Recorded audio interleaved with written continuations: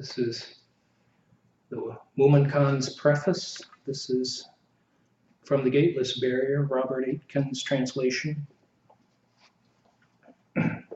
Woman's preface, Uman's preface. The Buddha, mind, and words point the way. The gateless barrier is the Dharma entry. There is no gate from the beginning, so how do you pass through it? Haven't you heard that things which come through the gate are not the family treasure? Things gained from casual circumstances have a beginning and an end, formation and destruction. Such talk raises waves where there is no wind and gouges wounds in healthy flesh. How much more foolish are those who depend upon words and seek understanding by their intellect? They try to hit the moon with a stick. They scratch their shoes when their feet itch. In the summer of the first year of Shaoting, I was the head of the assembly at Longshai in Tongjia.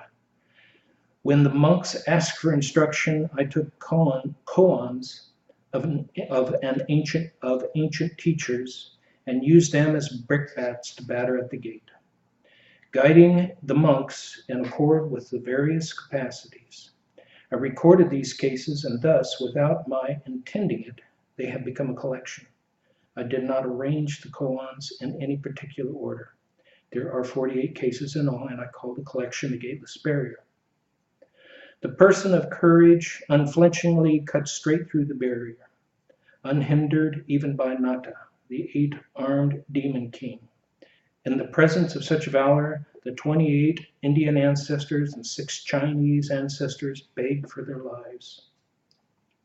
If you hesitate, however, you'll be like someone watching a horse gallop past a window. With a blink, it is gone.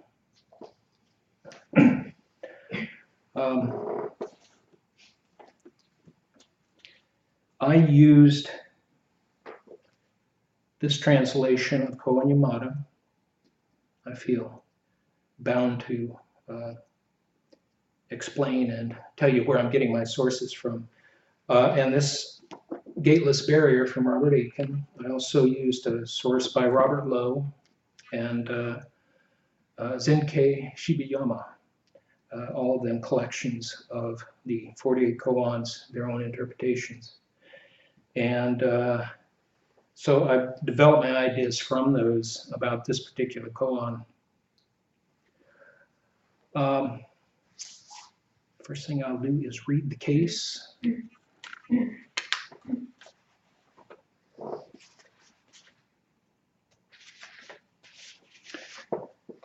I like to use this book as kind of the standard for me. It is the one that my first teacher told me to use. The case. Zuigen Calls Himself Master, case 12. Every day, Master Zuigen used to call himself Master. And he would answer, yes. Again he would call, thoroughly awake, thoroughly awake. And he would answer, yes, yes. Don't be deceived by others, any day or any time. No, no. Woman's commentary. Old Zuigen himself buys and sells. He has many puppet gods and devils with which he plays. But why? Look, one is calling, one is answering, one keeps awake, one is not deceived by others. But if you get stuck there, that's not it. If you were to imitate Zuigen, it would be the understanding of a fox. And then the verse. The reason those who learn the way don't realize the truth is simply that they perceive the discriminating consciousness they've had all along. It is the origin of endless life and death. Fools take it for the essential self.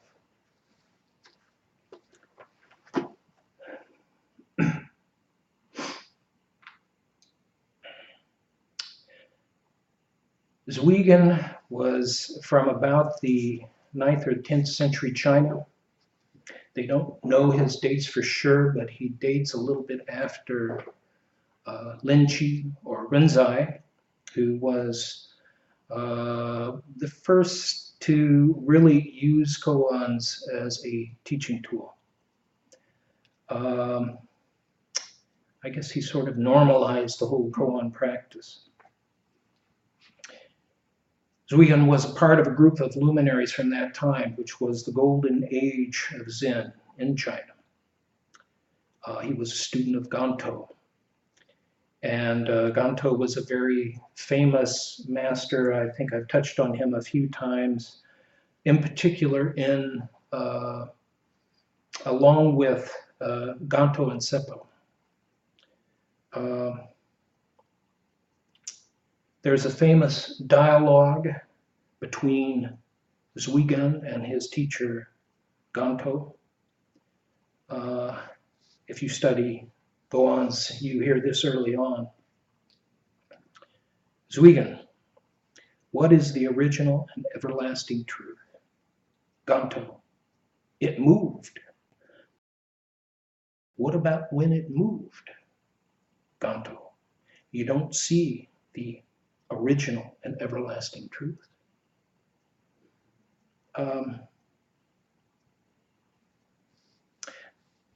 One of the things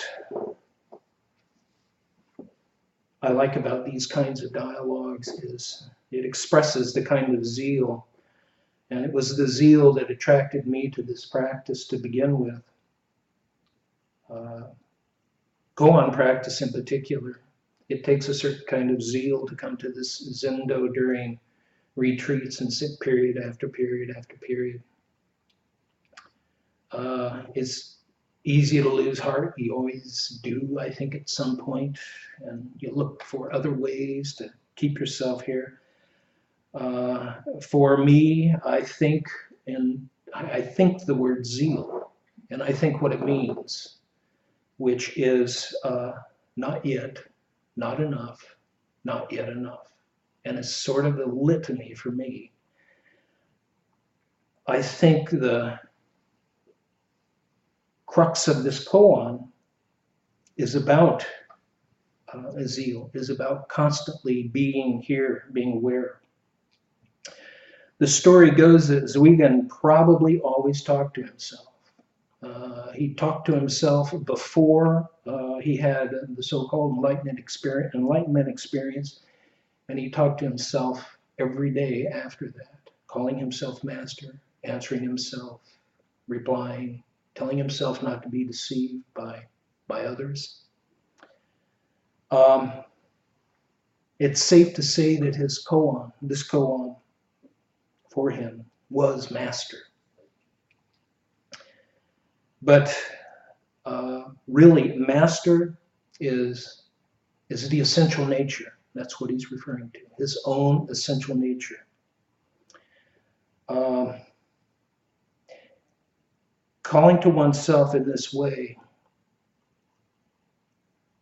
it's really a lot like the last part. In fact, it is the last part of Dogen's Genjo koan.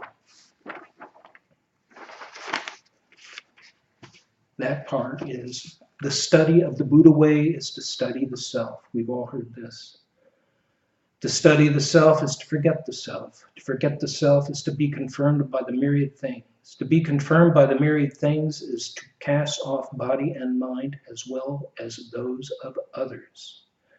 No trace of realization remains, and no trace is continued endlessly.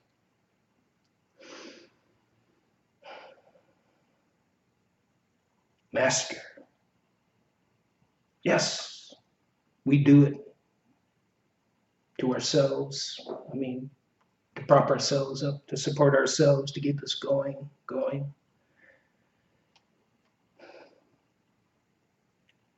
Helpful to stay on task. I mean, I do this every day in my work. I do it at home. My wife does it at home.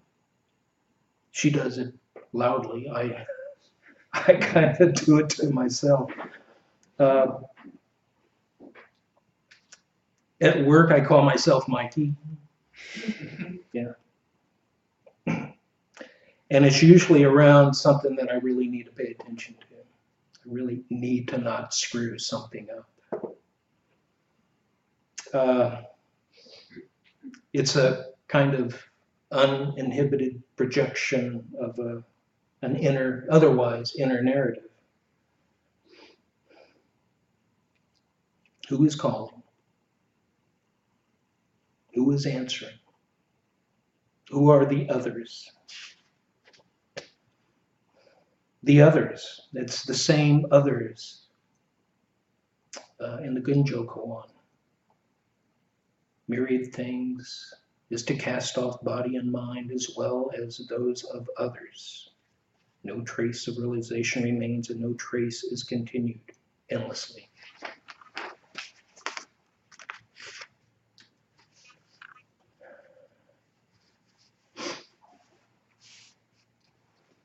There's a lot of angles, like most of these koans, to come at.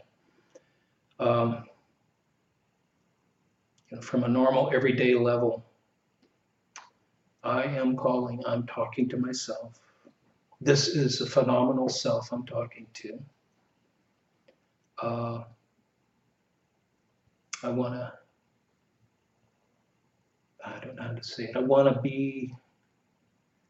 to establish the difference between a phenomenal self and the essential self. Phenomenal self is our relative consciousness. It does not surpass this tangible world of the six senses. I think normally ordinary people don't go beyond this phenomenal relative consciousness.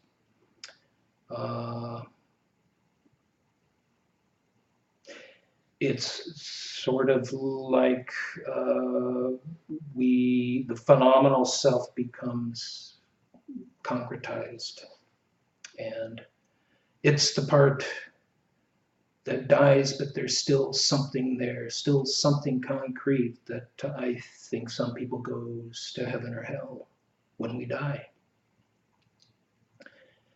But consciousness has no substance, occupies no space. In Buddhist psychology, you've heard Hosshin talk often about the levels of consciousness. In Buddhist psychology, you start with the six senses, and then there's a seventh level, which ties the six senses together, makes us aware of this, that theoretically, the seventh level is when we're aware of our six senses, we're aware of our lives, we're aware of ourselves. And then there's the eighth, or alaya consciousness. Alaya is like the Himalaya. I've heard Hosshin say this too, which the Himalaya are the snow storage place, snow storage house. Our alaya consciousness is our storage house of our consciousness. Then there's the ninth level. It is the pure, clear, essential nature of our primal face. It cannot be imagined or conceived or understood by thinking.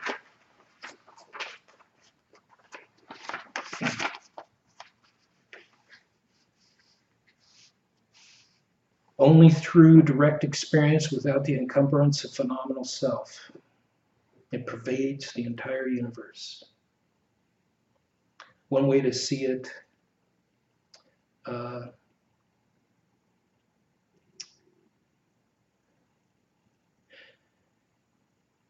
the six senses as levels of awareness. We generally are aware of one thing at a time.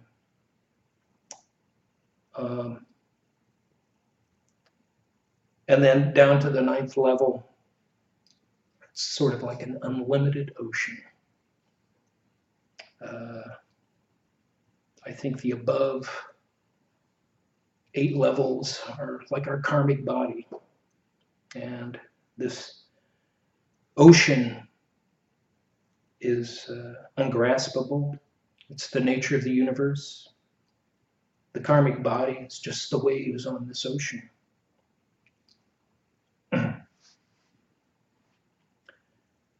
So Zuigen,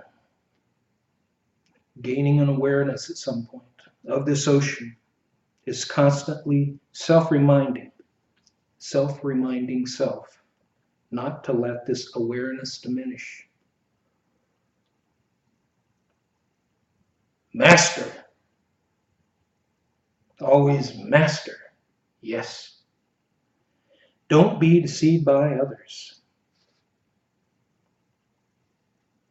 This is kind of an interesting comment. I think what he means is don't be deceived by Rinzai, by Bodhidharma, by Buddha. Rely on one's own realization. Nobody else can have this realization for you. Nobody else can help you have it.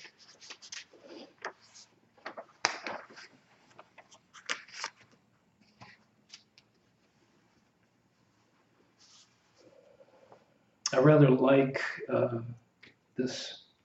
I like most things that Robert Aitken, the way he writes, the way he talks about our practice. He was a koan man, and word is it took him 20 years to get through his first koan, the gateway koan, Mu, Joshu's Mu.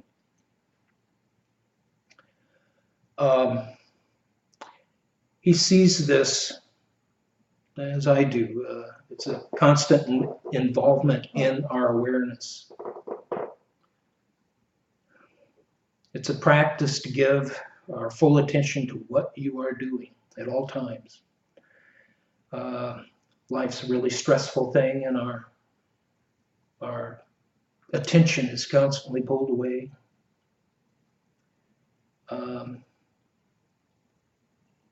One of the things we do at the beginning of our talks here is we chant a gatha on opening the sutra.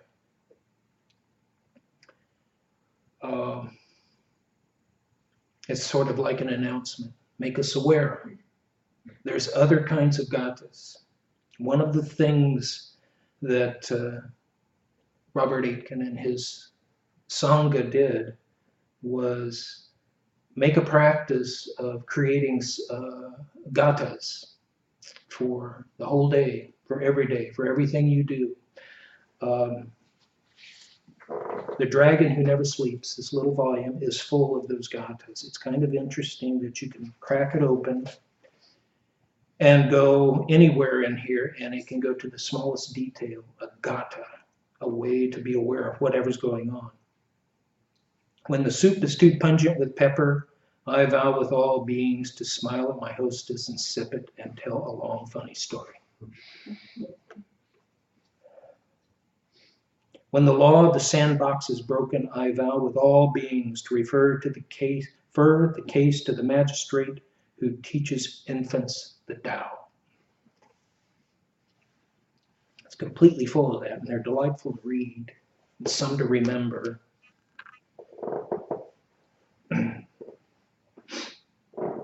It's staying in touch with the immediacy of mind.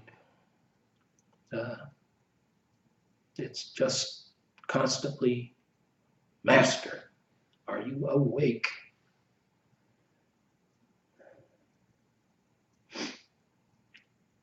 I have my own kind of self-reprimand. Whenever I find myself bored, I tell myself mundane is most profound, and I've kind of made a litany of it.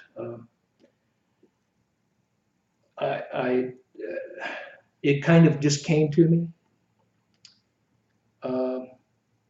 It still comes to me, and I never really thought very hard about it, except that it just kind of helped me through some things.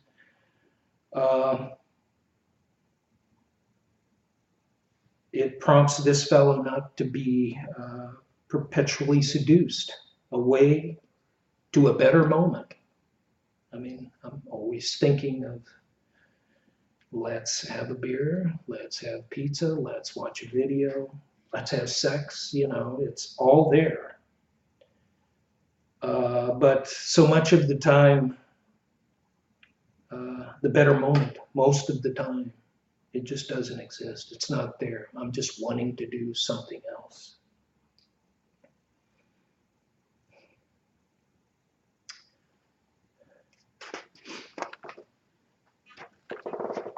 One of the other people I was mining for information about this was Albert Lowe. He's, I'm not sure he's still around. I think he was with Toronto Sangha. He was in Canada. He wrote this little thing. Perhaps our security is what we call I, is misplaced, and because of this misplaced security, we might be missing something very important. This something important, furthermore, does not simply have philosophical value that makes the difference between life and death. For example, given that all of these eyes or masks of goblins and demons exist, which, if any, will survive death? Mask and demons refers to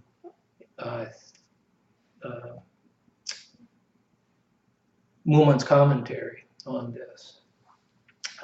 Something I'd like to read.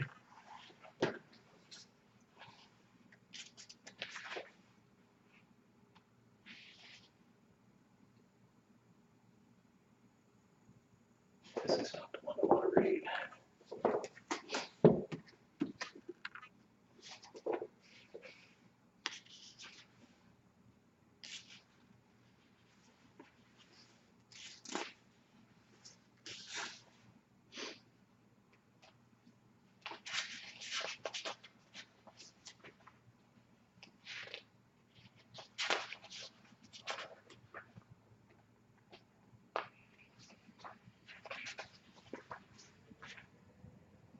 Well, I can't find the one I want to read. I'll read this one. This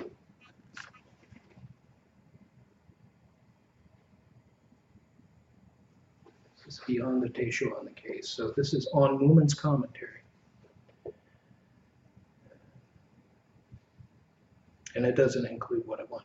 If you can answer this question fittingly, you are to be congratulated. But if you cannot, you should look for it attentively wherever you are. The question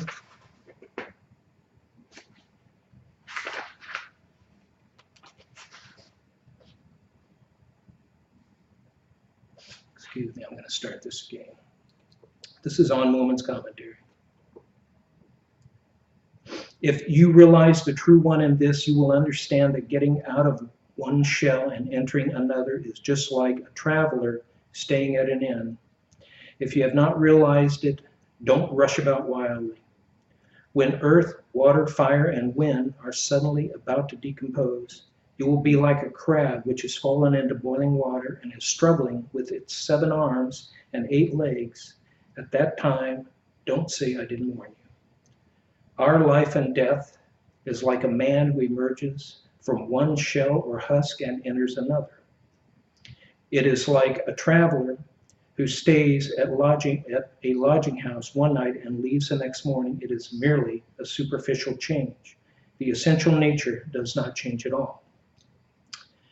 And what he's talking about here are the masks of demons and goblins, the different ways we think of ourselves or the different ways that we enter this world and engage people.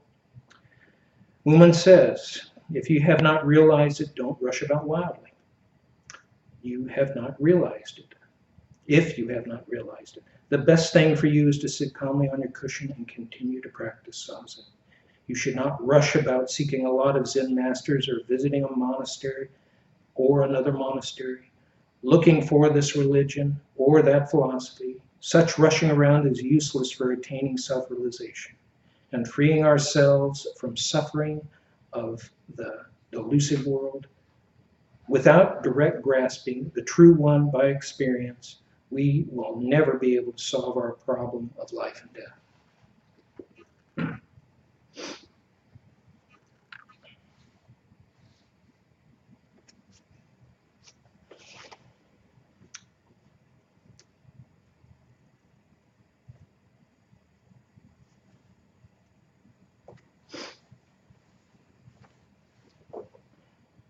There's another kind of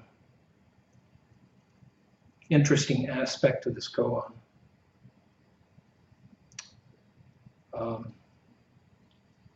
There's the master talking to the master. There are the others.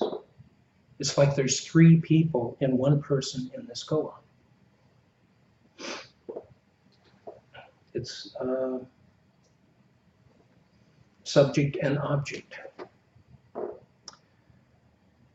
But this subject is also the subject. And I think in a really interesting way, it's the absolute subject. And it's different than us having a conversation, normal conversation with our phenomenal selves. It usually is subject and object. But there's only subject. There's only absolute subject. It's a little harder to grasp it that way. It's a little more confusing for me.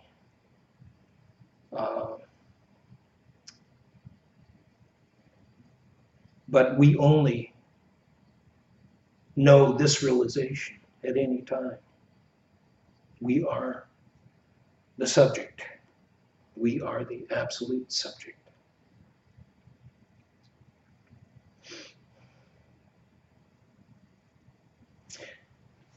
Read the verse again.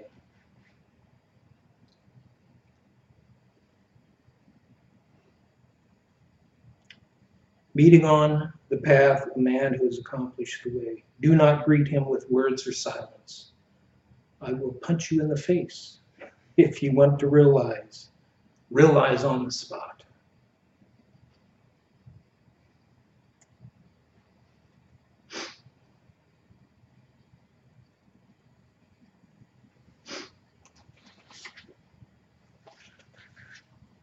On the verse. The clouds and the moon are the same. Valleys and mountains are different from each other. All are blessed, 10,000 times blessed. Is this one? Is this two?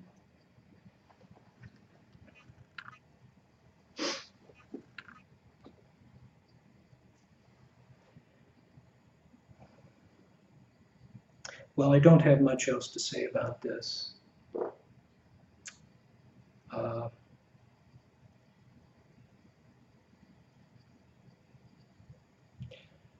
Except we all walk around with divided consciousnesses. And in a way, it's clinging to deluded consciousness. The nature of consciousness is impermanent. It doesn't take up space. It's not here. But it's real. It's an actual thing. It builds upon itself. It constructs a permanent ego. Dependence on that ego is the source of all delusion.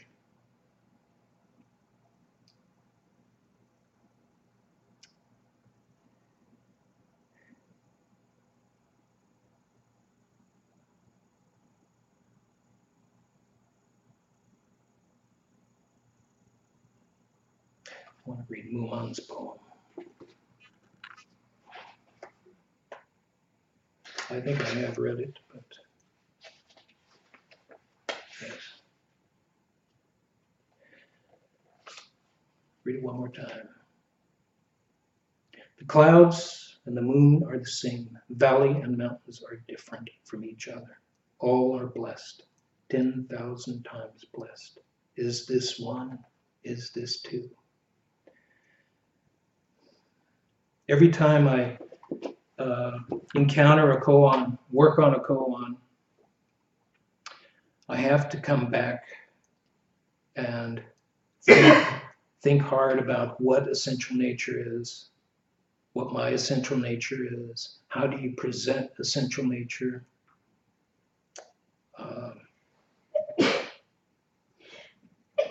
It doesn't happen in me talking to you.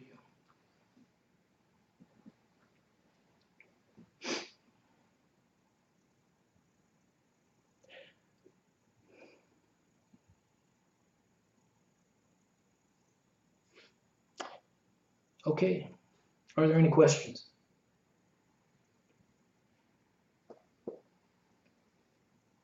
Question. When you were contrasting the phenomenal self with the essential self, I think you said something like the essential self occupies no space. I was wondering if you could, like, I don't know, maybe clarify that a little bit. In what way does it occupy no space?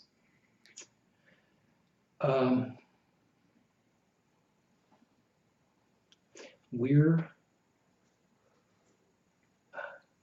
you know, one of the first things I think when people come to a Buddhist practice like this is we encounter impermanence.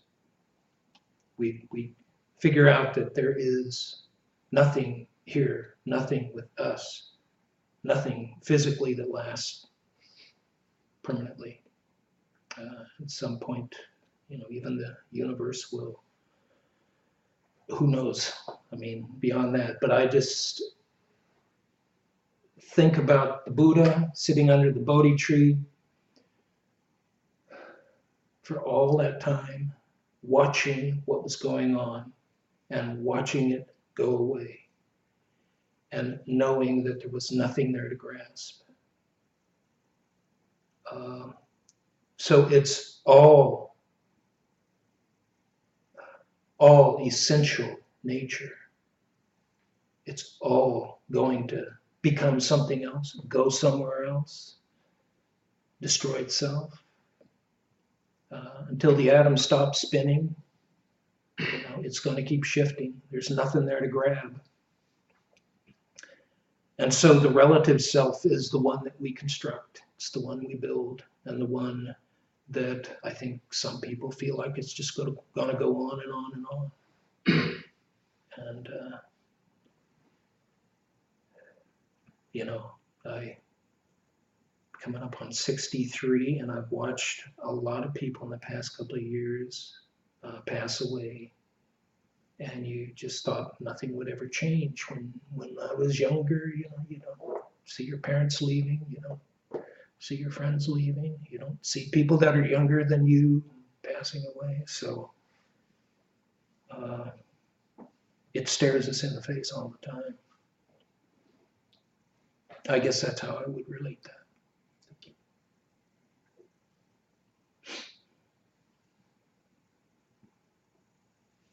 Yes. Michael, how do you distinguish zeal from greed?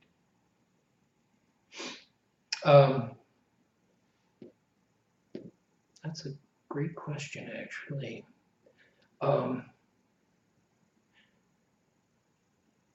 Zeal, I think, can be either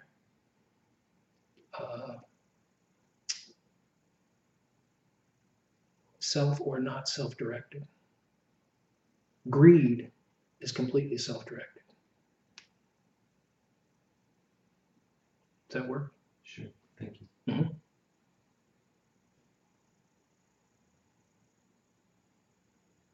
Anybody else? Yes? So how do you respond to impermanence these days? I'm sorry. How do you respond to impermanence that you encounter these days?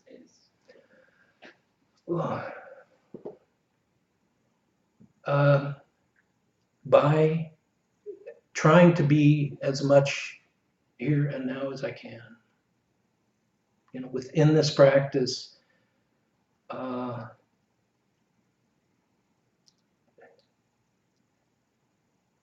it's not a response to impermanence. You're being the impermanence.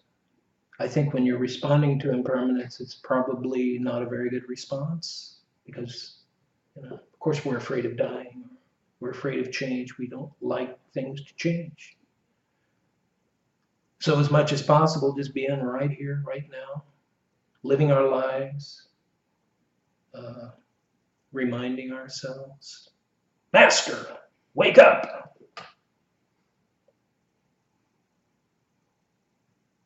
Does that work? There's pizza somewhere in there. Pizza, yes. At one with pizza.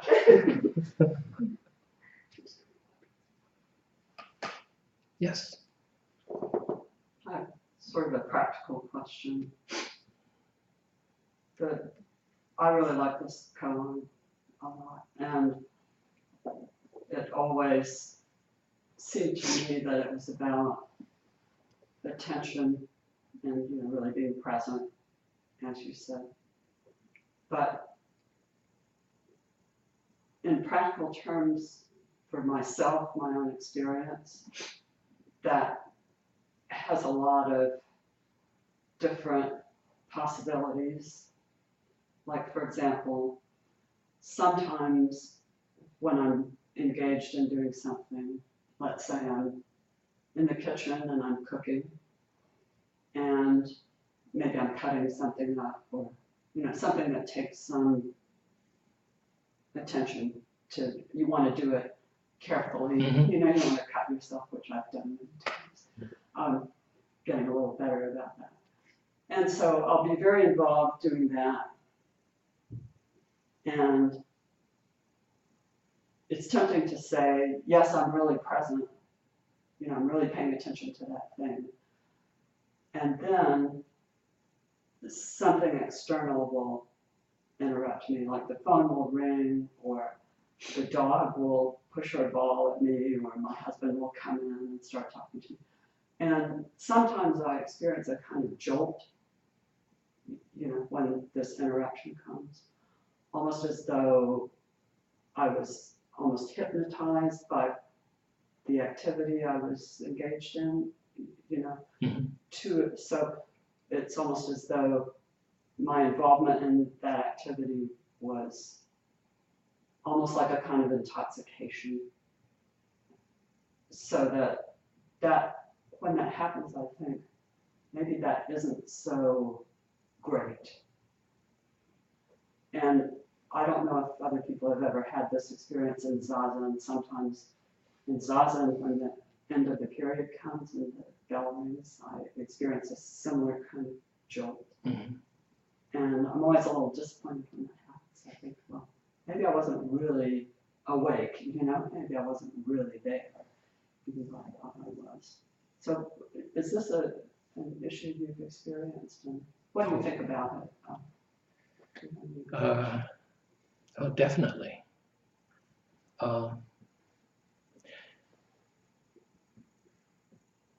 I think you can make a difference between just doing an activity or just concentrating on an activity and finding yourself enjoying the activity and forgetting everything else. When I was having a conversation with my sister-in-law, she is a person who's very interested in horses. She does dressage. Mm-hmm. And I think she's pretty good at it. And I was trying to explain what this practice is about, the focus, the awareness that it takes. She goes, oh, so it's like when I'm on my horse, the rest of the world disappears. And I'm just with my horse.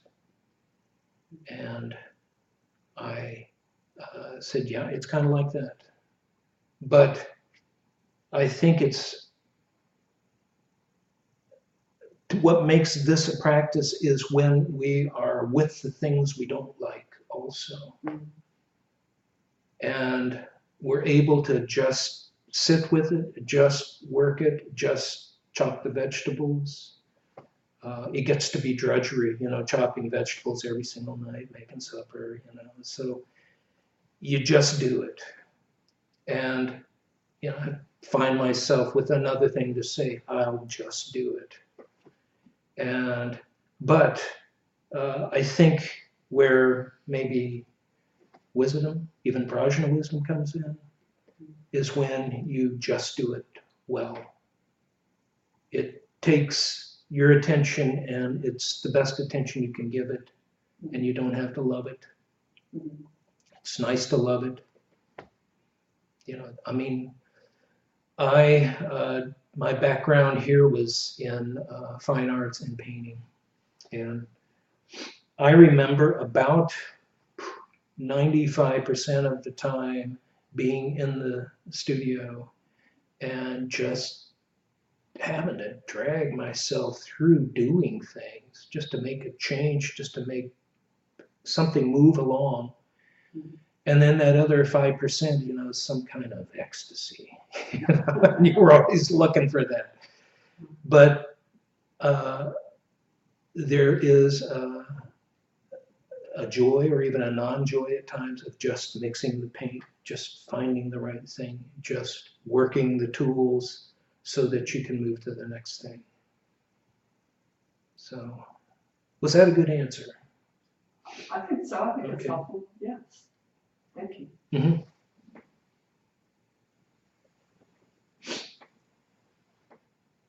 Anybody else?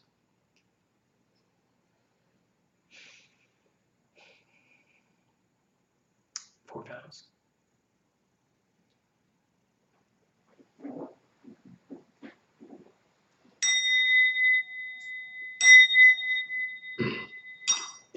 Beings are numberless. I vow to free them. Delusions are inexhaustible. I vow to end